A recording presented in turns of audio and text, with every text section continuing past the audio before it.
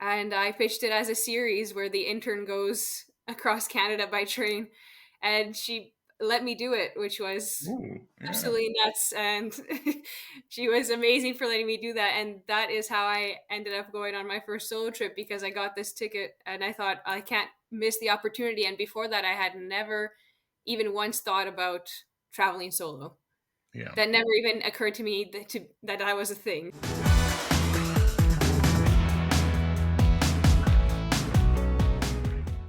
And we're live. And to Hello. hello, yes. And we're talking to PJ, who is has got Michelle is your actual name, and you've got a very long surname, but you go by the name PJ, which makes life a lot easier for us presenters. So welcome to the show, PJ. Thank you so much for having me, Tim. Yes. So you are Hey PJ on Instagram, and you post a lot about solo travel. You also arrange group travel. So let's go right back to the beginning of your origin story. I don't know what your origin story is, Yep. but how did you end up becoming a solo traveler, and how did travel become your identity? Great question. The story goes way, way back. First, beginning with my parents who Yeah, bred me to be a traveler a little bit. They immigrated from Poland to Canada, yeah, and then had me. And just by nature of having family across the other side of the world, we were traveling to visit them. My parents also did make a really big effort to make sure that we were seeing a bit of Canada, a bit of the States, road tripping and things like that, even yeah, when we couldn't necessarily fly. And so it was ingrained with me from the beginning that I loved to travel. But the moment that actually led me to becoming a solo traveler was completely accidental. Like my first official solo trip was one that happened because for the 150th anniversary of Canada, Via Rail, the Canadian rail system, put out a promo ticket, a limited amount promo ticket, where for 150 Canadian dollars you could travel unlimited on their rail system for 1 month. yeah. And I had just started pretty recent, or I was in the middle of doing a summer, actually an internship for the whole year. And I was like, how could I couldn't take that because I have a job. So Yeah. I'm not doing that. What would I do with a month of travel? But after all the tickets sold out and they had announced them being done, I went on the website and it said that there was one available. Ooh, And I took that as a sign from the universe that yeah. that I have to try and get it. And after it started to go through, I thought I think I can actually get this ticket, and it did end up going through. And so I concocted a plan of how I could pitch this to my boss as being something interesting for the company as well, because I was working for a marketing agency, and they were beginning an online blog essentially for local travel around Canada, and I pitched it as a series where the intern goes across Canada by train, and she let me do it, which was Ooh, yeah. absolutely nuts. And she was amazing for letting me do that. And that is how I ended up going on my first solo trip because I got this ticket and I thought I can't miss the opportunity. And before that, I had never even once thought about traveling solo. Yeah. That never even occurred to me that was a thing. So was there? Well, I mean, the only place I've been in Canada is Toronto. Went Hmm. there briefly. Toronto seems quite American, to be honest. I mean, it's like I think it's the Yeah, most it is. the most American Canadian city what I've heard. So, Hmm. um, well, we'll do this one. Well, I'll let you carry on, but where were the best places that you found in Canada? Where, because obviously it's your country, but it's a huge area. Yeah, So what from that massive. trip? What were the highlights, and where would you recommend? Okay, okay. I love it. Well, my top favorite city in Canada is Montreal. Yeah, I absolutely adore that city, though I think it is actually amongst the more European cities in Canada. So maybe that says something about me. I prefer maybe a bit more European feeling cities. So I ended up in Europe now. yeah, But Montreal, I recommend it to everybody. It's a very vibrant and culturally rich city, a very good one. Also, great food there. And then I loved Halifax. That was new at the time for me, and visiting there was a dream. I What a beautiful, beautiful area. And then, of course, closer to my home, Vancouver Yeah, is a must. Absolutely love Vancouver. yeah, So from that trip, those were for me really big highlights. But everything was great, and so much of it was new at the time because yeah, I explored more with the western side of Canada, but the rail system actually runs primarily on the eastern side of Canada. So I yeah. got to see places like Moncton. Like I'd never even really heard of Moncton, and yeah, go to visit Quebec City, go through Toronto, go to Ottawa, go to the Niagara Falls. So it was really a dream come true. Yeah. I mean, that's the thing. Like, as I was saying in the pre-chat, I've visited all 50 US states. Yeah, And the it's funny thing is, incredible. it's it's the obscure places are the ones you tend to remember. It's not Hmm. necessarily well, you will remember like Mount Rushmore and all these other things. You expect you Yes. will.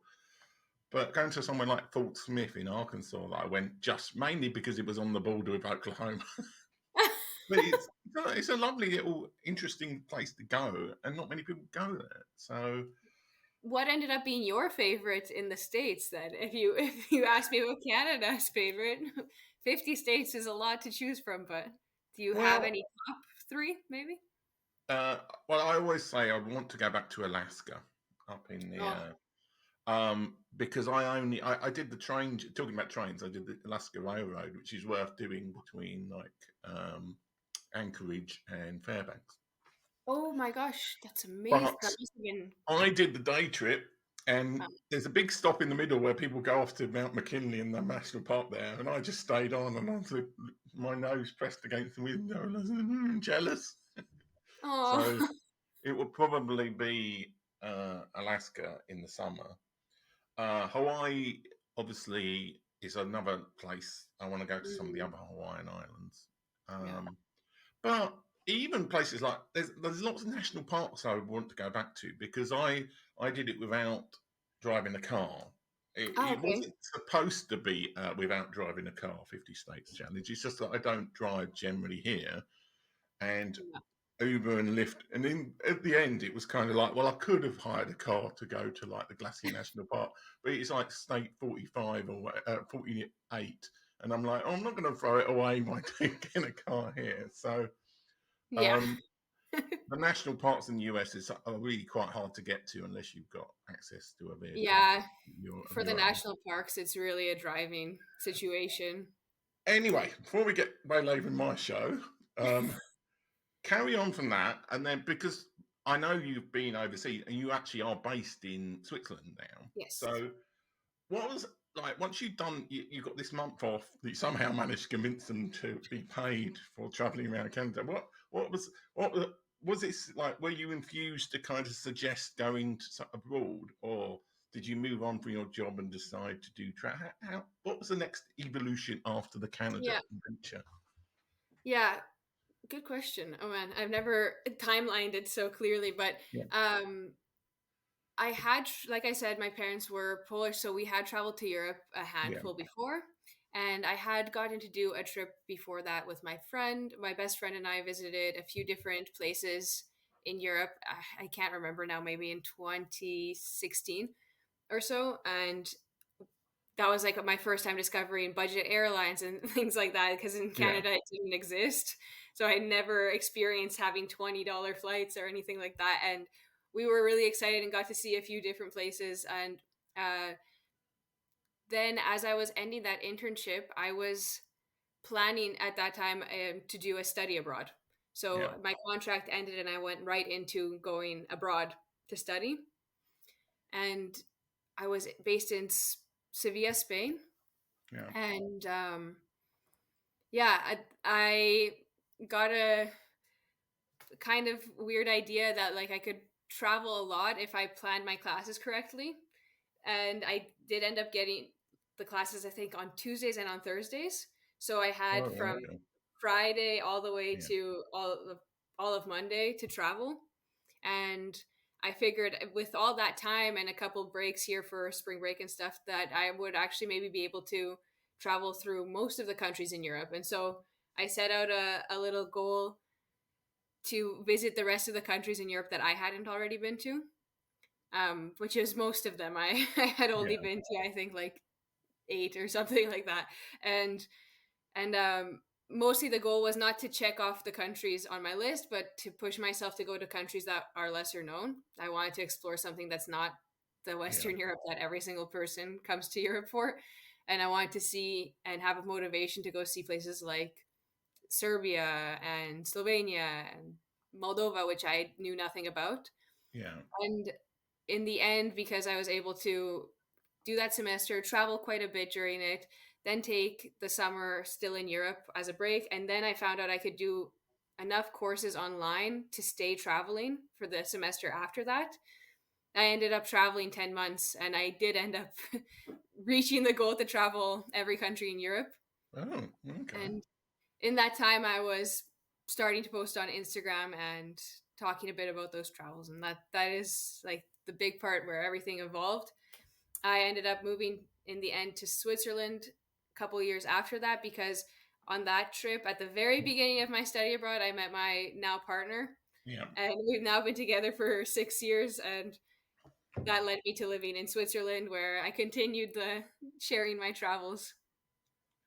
Yeah. So I was going to ask about the whole partner thing. Is he a traveller too, or does he go on his? Did he like adventure travel or something, or do you travel much together? Like how does that? Because I mean, obviously you've got your own brand of moving around. So I like. Are Mhm. you trying to kind of pushing him into it? But is he the person taking photographs or whatever on the trips? How's that work? Of course, I love it if he can act as my Instagram Yeah. boyfriend and Yeah. help me out a little bit. But the reason that I ended up being maybe making solo travel my brand so much is because even though he loves to travel as well, I Yeah. definitely am more obsessed with it, and I'm the person who wants to see everything everywhere. Yeah. And he now, at least, our jobs definitely look very different. I'm working on making Hey PJ my brand, and the that allows me to travel very frequently, whereas in his more traditional job he has Yeah. 5 weeks of holiday, and we do travel in those periods together, and we do a lot of stuff on the weekends as well. um, so we do get a lot of travels in together, but the reason that I continue to solo travel is not because I'm alone, but because I want to travel more Yeah. than he can. Okay, so we've done Canada. Where was your favourite place in Europe, or where was your favourite place? Where was the place that was much better than you thought it would be, Mhm. and where was the place you never want to go again? Because there's always somewhere you never want to go. Oh my gosh. Okay. Favorite place? Oh, if I had to pick just one, I think. Oh, but I could say like 10 places that I absolutely love. But Well, I favorite would say place? the 10 places then, if you can't. Okay, I love Spain. After living Yeah. there and getting to explore it a bit more deeply, it was incredible. I love Poland, and it's not a bias that I'm Polish. Well, yeah. It's truly an incredible country, and I've gotten the chance to also explore that very deeply. My partner and I actually did end up taking a road trip for 3 weeks in Poland Yeah. a couple years ago, and so we explored tons of different cities and tons of different areas of Poland, and got to really see what it's all about, and that was really special. It is a beautiful, beautiful country, totally underrated still, in my Yeah. opinion. And even the cities that are very popular there are still not that popular in comparison to other cities in Europe, but definitely just as good. And it's less expensive than a lot of other cities in Europe. Um, then Portugal, it has a place in my heart for sure. Switzerland, of course, Yeah. does. The beauty of Switzerland is amazing. I absolutely. This will lead into the other question, but Albania um, was the one that surprised me the most and ended Yeah. up being a favorite of mine. Oh, okay. Yeah, and then Macedonia was another big surprise that I ended up really loving. Yeah. Now Northern Republic of Macedonia, I think officially, but at the Yeah. time that I visited, it was just Macedonia. It's North. It was the former Yugoslav Republic of Macedonia. That's North Macedonia. Now it's North Macedonia. Yeah, And that was an enormous agreement because I had a massive round with Greece. It's got a province called Macedonia, and they were like, exactly. "You can't call yourself Macedonia because you're encouraged England." So they called it Yeah, North Macedonia, Exactly. Um, One place so I wouldn't visit. oh yeah, Um, it's not that I wouldn't visit it again. I would visit any place again. I'm always like, if I don't like a yeah. place, I feel like I have to give it a second chance. But Finland was the one that made the Oh, yeah, Helsinki specifically, because I didn't get to visit more. yeah, Helsinki specifically didn't make a very strong impression on me, and it was the one that definitely left me feeling like it was the least special out of all the places that I visited. yeah, But I really would like to see the nature in Finland. yeah. Well, mine in the US was Wilmington in Delaware, which is where Joe Biden is from. So, but Okay. the thing about Wilmington I didn't like is that usually North American architecture is different in itself, and it's kind of. But Hmm. Wilmington has like what you would call really bad British style architecture, like Oh, really? 1960s. Yeah, it feels like a mid UK town, Yeah. and there's nothing to do there, and it's quite sketchy. A So lot of cities in the States are. yeah, but apparently other places in Delaware are really nice. So it's a similar thing with. I I think there's haven't very been to few Delaware. countries or regions in the world where there's no nice areas, really. I mean, well, maybe like, well, not even Afghanistan. There's probably lovely places in Afghanistan, but Yeah. very few I'm sure areas in the there is. world that are truly terrible. Yeah.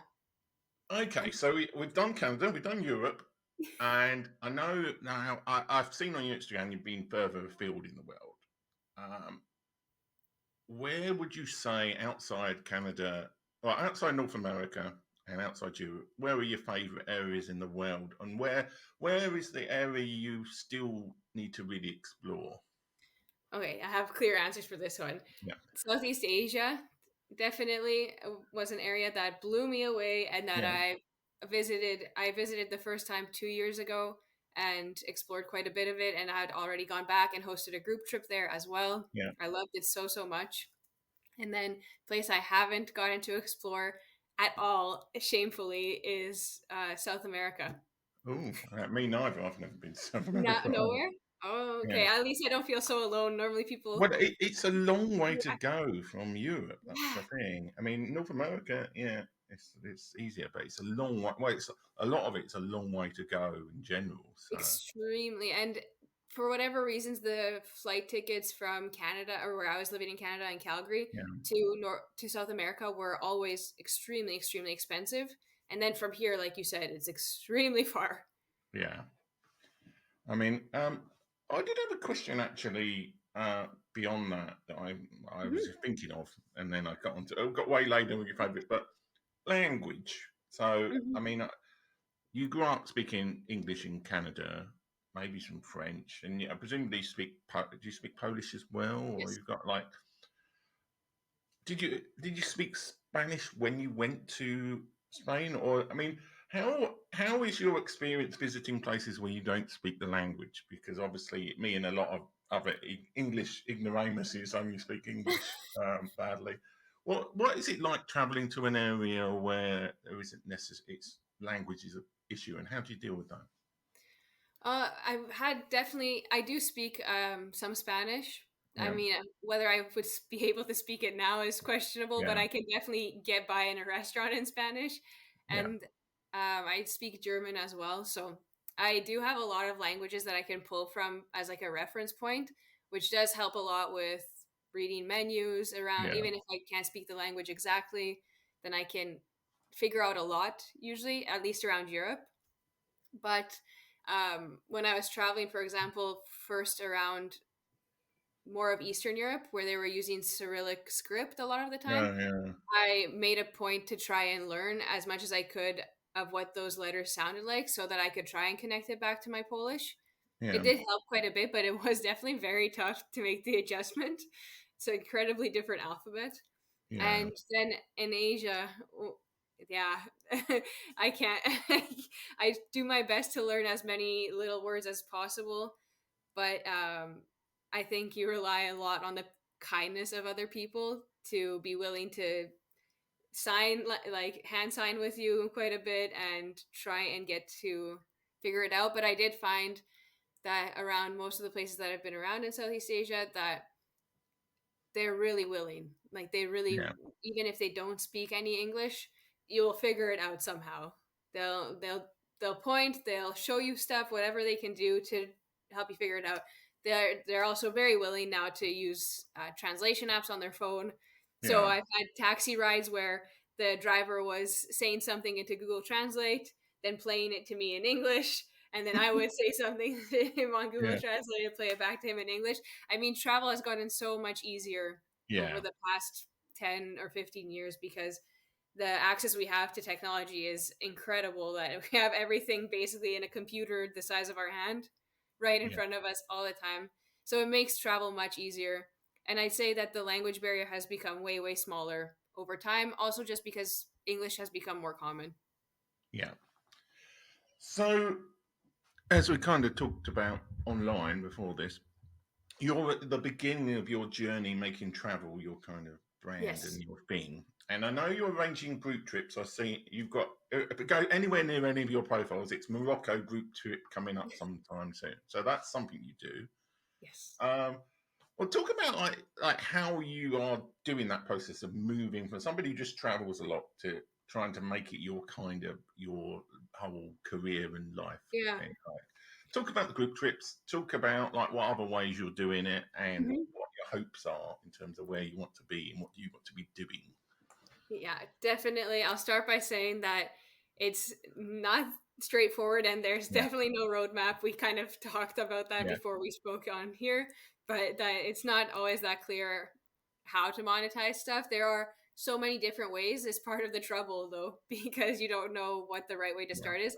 And I think I did take quite an unconventional route instead of starting with something really small or starting with influencer partnerships and things like yeah, that, which are a bit more quick wins and they're a little bit more simple to organize and something you can get into quick.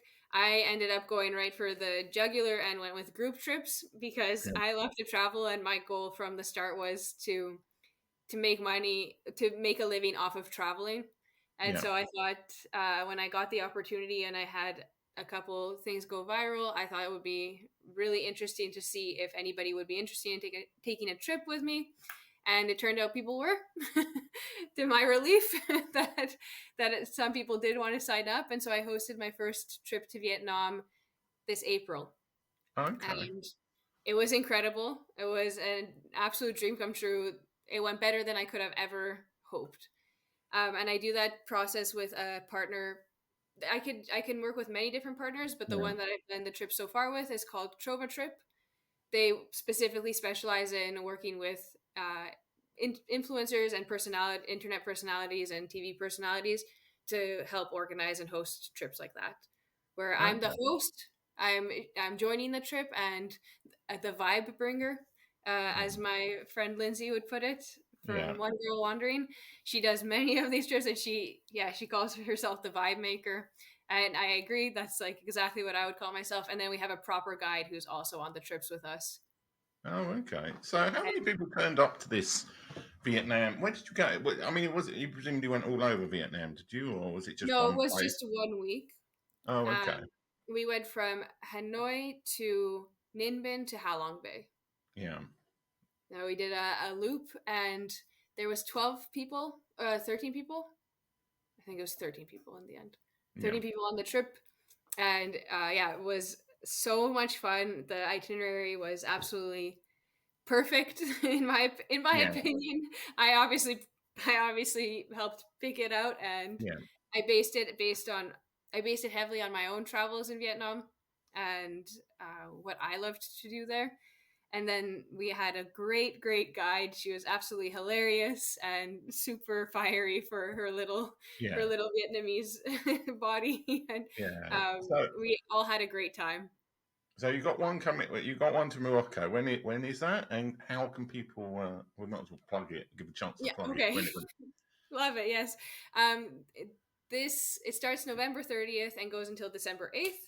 Yeah. It is a trip to, as you said, Morocco, and we'll be visiting Marrakesh, Dades Valley, um, Ait Ben Hadou, and sleeping in the Sahara Desert near Oh, Merzouga. okay. yeah, glamping in Yeah. the desert, which I'm very, very You'll excited be in about the that. nice tent, and they'll all be out on the in the desert. Yeah. Um. Okay. So what do you like? What are you hoping for? Like, obviously, group trips are good. Like Group trips, yeah. that Brazilian money, but you're not going to be able to do group trips all year. Hopefully, like so. Not only nonstop, yeah. What would you say your ambitions for the next few years in the travel world? Where do you want? Yeah. Where do you see yourself in 5 years' time? To use a Oh my horrible gosh, is this interview an question. interview? Job interview now. Yeah. um, at the moment, I'm focusing a lot on developing some of my own digital products. I Yeah. recently released a what I would call the Bible of Packing Light.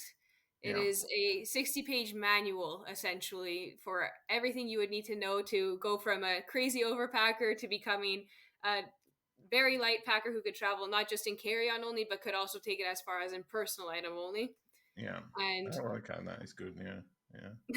yeah, I mean, so many budget airlines now are not Yeah. letting you travel with a carry-on even, and it costs a surprising amount Yeah. sometimes to add something like that on. So if you can do it, then why not save the money for a better dinner or a better hotel? And yeah, this guide, I would almost guarantee that it will help you figure it out. There is loads of tips and tricks. It's meant to be used as an instruction manual based on when you're packing, exactly what steps you're going through packing, and how to deal with certain situations, dealing with taking souvenirs, dealing with packing your liquids bag. And I've included my own sample packing lists from carry on and personal item trips so that people can see in practice what it looks like. And so that's available now. You can get that from heypj.com at the shop button. So if Yeah. anybody does want it, it's there. It's on sale at the moment because it's a new release. So if you want it while it's on sale, you can grab it. Yeah. But I'm working slowly on making other products in that same vein, Yeah. helping people solo travel, helping people get better value out of their travels.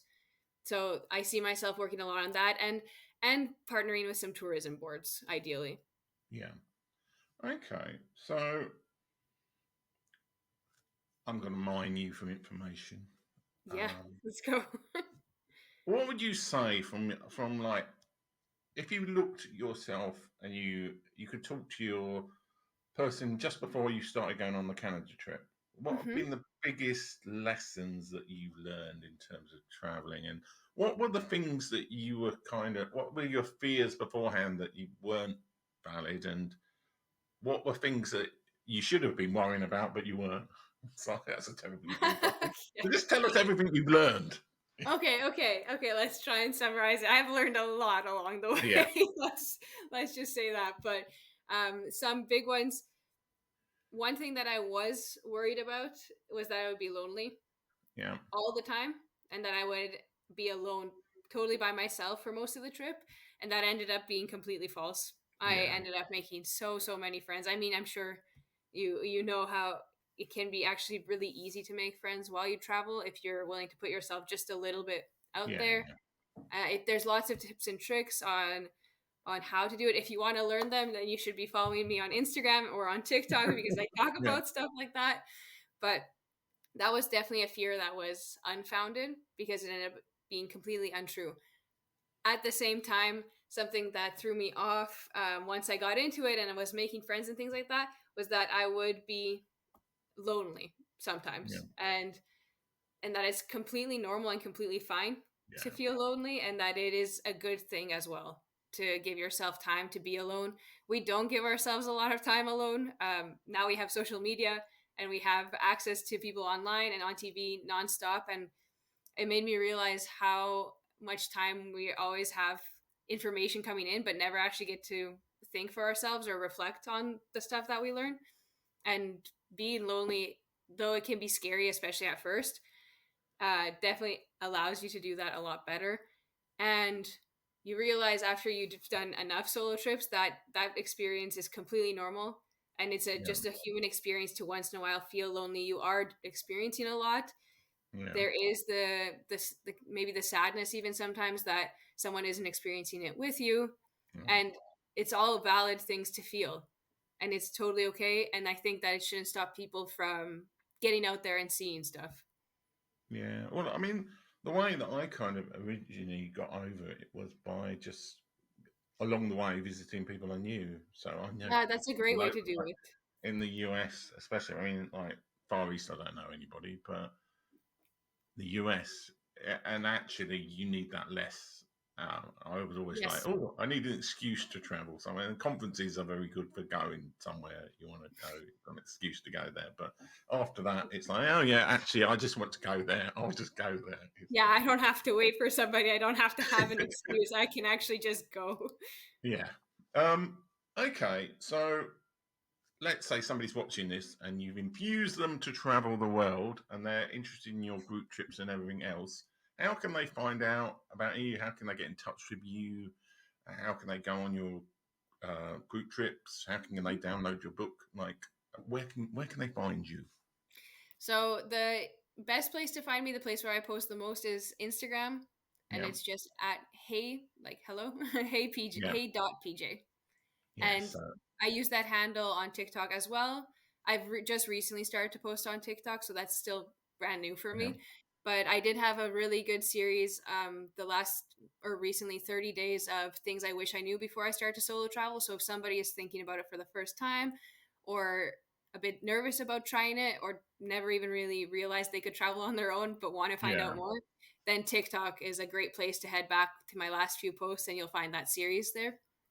Um, and online at heypj.com. The website is still being built, so you won't find very much information there, but you can sign up to my newsletter and you can also find my shop there where you could get the guide.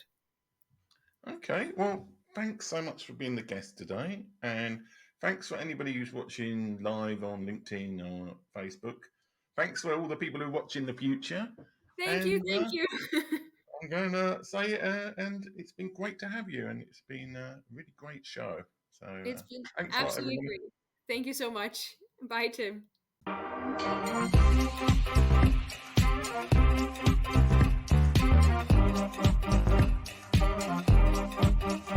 This is what God requires.